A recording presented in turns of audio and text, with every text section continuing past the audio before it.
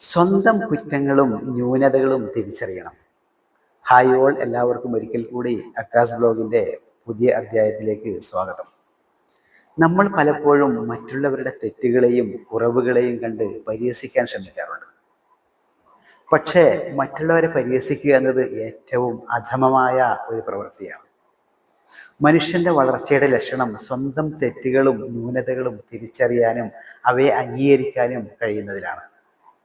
നമ്മൾ ചെയ്ത തെറ്റുകൾ ഓർത്ത് തന്നെ ചിരിക്കാനും അതിൽ നിന്നും പാഠം ഉൾക്കൊള്ളാനും സാധിക്കുന്നത് വലിയൊരു ശക്തിയാണ്.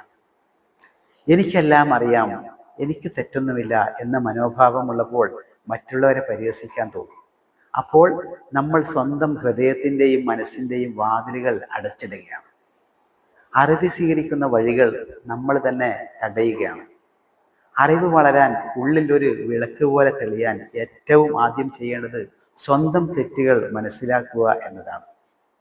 മറ്റുള്ളവരെ കുറ്റപ്പെടുത്താതെ, പരിഹസിക്കാതെ സ്വന്തം ജീവിതത്തെ മെച്ചപ്പെടുത്താൻ ശ്രമിക്കുകയാണ് മുന്നേറ്റത്തിൻ്റെ വഴികാട്ടി.